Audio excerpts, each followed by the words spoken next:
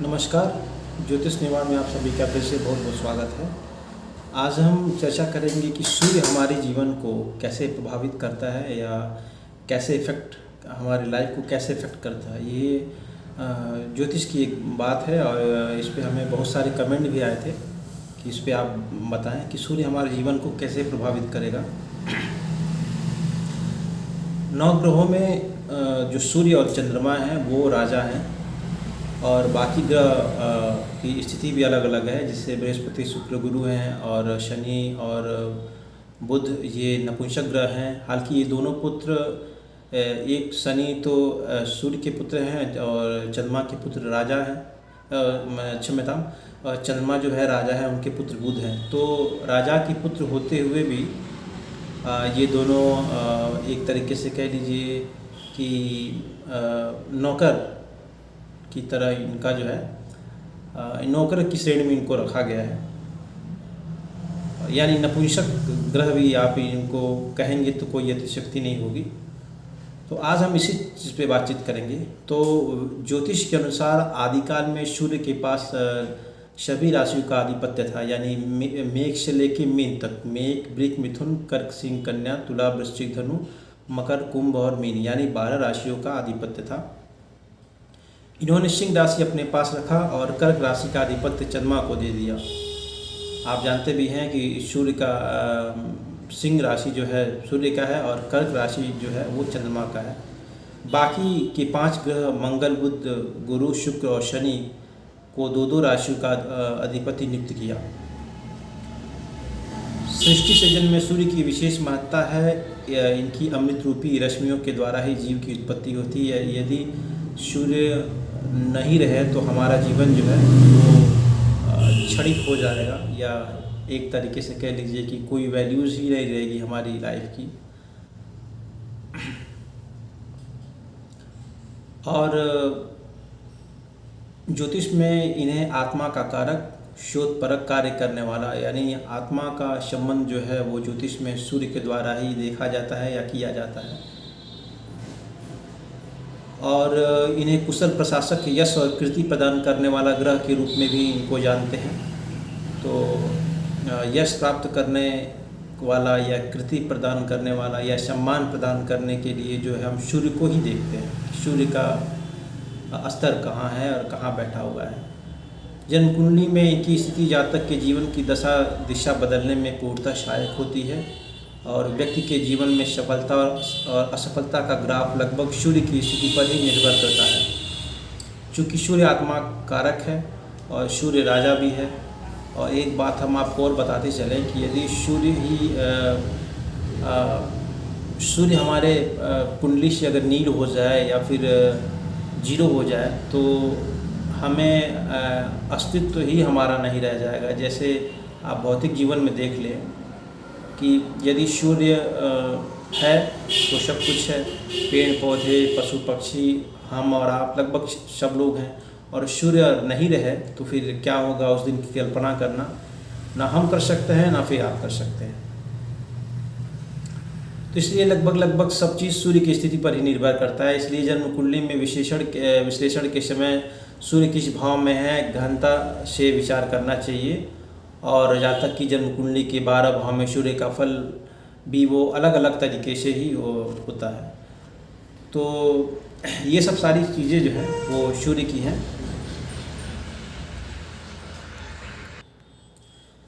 तो प्रथम भाव में सूर्य कैसा फल देगा, द्वितीय भाव में कैसा फल देगा, तृतीय भाव में, चतुर्थ भाव में, पंचम भाव में, षष्ठम भाव में, सप्तम भाव में, अष्टम, नवम, दशम, एकादश, द्वादश, ये सब सारी चीज़ें हैं।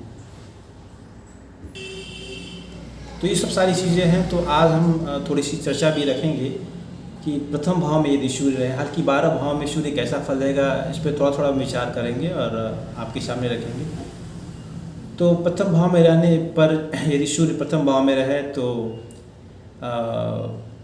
व्यक्ति में एक विशेष तरीके की चमक रहती है और वह समाज में सम्मानीय होता है, अलग पहचान होती है। और ऐसे लोगों की पूर्वाभास की शक्ति जो है वो बहुत अजीब तरीके की, बहुत गजब होती है। जिसके या इसको दूसरी भाषा में कह लीजिए कि जो कैप्चर करने का जो एक्शन है वो इन लोगों में जो है अलग होता है किसी चीज़ को। द्वितीय भाव में सूर्य रहेगा तो मिले जुले फल आपको मिलेंगे, प्रदान होंगे। जैसे स्वास्थ्य की दृष्टि से इन्हें दाहिनी आँख या सर्वाइकल से संबंधित बीमारियों की संभावना रहती है। हालांकि सूर्य आत्मा कारक है और यदि द्वितीय भाव में रहे तो थोड़ा सा जो है आपको कष्ट देगा सर्वाइकल से संबंधित, और थोड़ी सी मानसिक अशांति के कारण उन्हें कोई उलझन भी बनी रह सकती है। और सूर्य के साथ यदि पापग्रह की दृष्टि हो तो ये स्थिति और भी जो है खराब हो सकती है। वैसे तृतीय भाव में यदि जातक की कुंडली में यदि तृतीय भाव में सूर्य रहे तो कठिन से कठिन हालात को व्यक्ति नियंत्रित कर लेता है अपनी ऊर्जा शक्ति के द्वारा, और बड़े भाई का सुख कम उसको मिलता है और समाज में इन्हें समर्पण भाव और अन्य लोग की तुलना में ये व्यक्ति ही जो है बहुत अलग होते हैं। तो ये तो रहा तृतीय भाव का।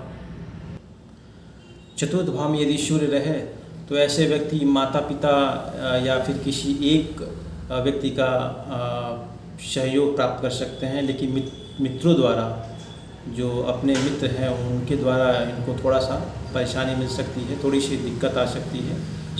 और लेकिन मकान या फिर वाहन का संपूर्ण सुख योग भी इनको मिलता है। स्वास्थ्य की दृष्टि से हृदय विकार की संभावना इनको रहती है। वैसे अगर पंचम भाव में अगर सूर्य रहे तो ऐसे लोग शिक्षा प्रतियोगिता में अपने खानदान का नाम ऊंचा करते हैं और आविष्कार करने वाले क्षेत्रों में ये वे आगे रहते हैं। चुनाव संबंधी मामलों में किसी ऐसे लोग पूर्ण सफल रहते हैं। और यदि पापग्रहों से दुष्ट हो जाए तो शिक्षा के क्षेत्र में रुकावट के संकेत भी ऐसे मिल सकते हैं आपको। छठे भाव में यदि सूर्य रहे तो लोग अति प्रभावशाली, छठे भाव में सूर्य हालांकि जो है अत्यधिक प्रभावशाली रहता है और ऐसा व्यक्ति महापराक्रमी या उच्च कार्य करने वाला भी होता है, सफल उद्यमी होता है। और ऐसे लोग प्रशासनिक सर्विस वगैरह जो है ऐसे पदों पे लोग पहुंच जाते हैं। शत्रु पर हमेशा हावी रहते हैं और मानसिक रूप से पूर्ण मजबूत रहते हुए जो है वे समाज में अपनी अलग दिशा और दशा तय करते हैं। सप्तम भाव में यदि सूर्य रहे तो ऐसे लोग दाम्पत्य जीवन में कहीं न कहीं कठिनाइयों का सामना भी जो उनको करना पड़ सकता है। विवाह के अनेक एक से अधिक योग भी बन सकते हैं। और व्यापार के क्षेत्र में ऐसे लोगों के खिलाफ कोई षड्यंत्र वगैरह भी जो है बनते रहते हैं। तो व्यापार करते समय ऐसे लोगों को सावधान रहना चाहिए जिनके सप्तम भाव में सूर्य हो। घूमने फिरने के ऐसे लोग शौकीन होते हैं। अष्टम भाव में यदि सूर्य हो तो अलग मिले जुले फल आपको दिखाई दे सकते हैं। स्वास्थ्य की दृष्टि से इन्हें अग्निविष तथा दवाओं के रिएक्शन का खतरा जो है वो बना रहता है। और व्यक्ति को बल यश कीर्ति तो मिलती ही है, लेकिन थोड़ी सी स्वास्थ्य समस्या भी होती है। परिवार के लिए ऐसे लोग समर्पित रहते हैं। नवम भाव में यदि सूर्य हो तो ऐसे लोग स्वार्जित धन का सदुपयोग करने वाले, प्रखर वक्ता तथा कठिन साधनाओं की ओर अग्रसर रहने वाले होते हैं। और माता पिता से दूर रहते हुए विदेश प्रवास का योग भी जो है इनको प्राप्त होता है। दशम भाव में यदि सूर्य हो तो ऐसे लोग उच्च पदों पर आसीन होते हुए दिखाई देते हैं। ऐसे लोग उच्च पद पे आसीन भी होते हैं। धर्मशास्त्र की पारंगत होते हैं, कुशल राजनीतिज्ञ होते हैं। समाज सेवा में इन्हें दिलचस्पी होती है और मान प्रतिष्ठा वगैरह जो इनको मिलता रहता है। एकादश भाव में यदि सूर्य रहें तो ऐसे लोग जीवन में बहुत भाग्यशाली होते हैं, धनवान होते हैं और व्यापार के अनुकूल व्यापार जिसे क्षमता व्यापार इनका बहुत सफल होता है, चाहे वो व्यापार का कोई भी क्षेत्र हो, शिक्षा हो या फिर कोई भी क्षेत्र हो। और बड़े भाइयों का सुख व सहयोग से वंचित भी इनको रहना पड़ सकता है। ये सब सारी चीज़ें हैं। और 12वें भाव में यदि सूर्य हो 12वें भाव में यदि सूर्य हो तो ऐसे लोगों के जीवन में काफ़ी उतार चढ़ाव रहता है। स्वास्थ्य की दृष्टि से इन्हें बाईं आँख से संबंधित रोग तथा शरीर में किसी भी पदार्थ या ऐसे रसायन की कमी का भी संकेत, या आधुनिक भाषा में कह लीजिए किसी विटामिन्स या फिर ऐसे कई कारण कोई न कोई एक स्वास्थ्य समस्या इनको जरूर लगी रहती है, और वो शारीरिक सुख को पाने में जो है वो थोड़ा सा वंचित रह जाते हैं। और ऐसे लोगों को देखा भी गया है कि दाम्पत्य जीवन में उन्हें कठिनाइयों का सामना भी करना पड़ सकता है, जिसकी वजह से उन्हें कोर्ट वगैरह के चक्कर, जिसको आधुनिक भाषा में कहा जाता है कि आप कोर्ट कचहरी के चक्कर लगा रहे हैं, तो ऐसे व्यक्ति को इस तरीके की परेशानियों का सामना भी करना पड़ सकता है। और भारतीय और विदेशी नागरिकता हासिल करने या विदेश से पैसा कमाने का जो है इनका ध्येय जो है वो बना रहता है। तो ये सब सारी चीज़ें जो हैं वो सूर्य से, मेघ से लेके और मीन तक, क्षम्यतां, प्रथम भाव से लेकर के और द्वादश भाव तक मैंने आपको बताया। अब इसमें एक चीज़ और है कि इसमें आपको देखना है कि सूर्य किसी भी भाव में रहे तो उस भाव के अनुसार वो फल देगा। हालांकि 1 भाव से हम 10-10 चीज़ों का विचार करते हैं। जैसे प्रथम भाव से सुख का, शरीर का, मन का, आत्मा का, और भी बहुत सारी चीज़ें हैं। द्वितीय भाव से धन का और घूमने का, फिरने का, या जो है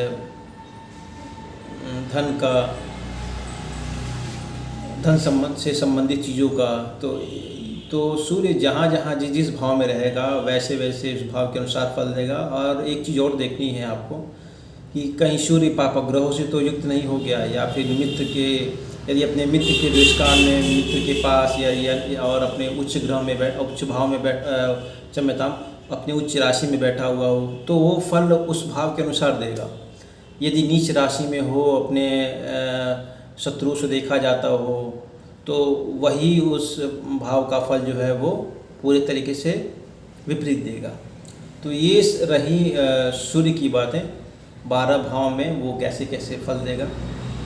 फिर हम कल मिलेंगे दूसरी ज्योतिष से एक नई चीज़ों के साथ, या ऐसा कह लीजिए ज्योतिष के एक नए तथ्यों के साथ, जिसमें सब कुछ नया होगा, नवीन होगा। और यदि आपको ये वीडियो अच्छी लगे तो इसको लाइक कीजिए, सब्सक्राइब कीजिए और शेयर कीजिए, ताकि अन्य लोग भी लाभान्वित हो सकें। तो आज के लिए इतना ही। नमस्कार।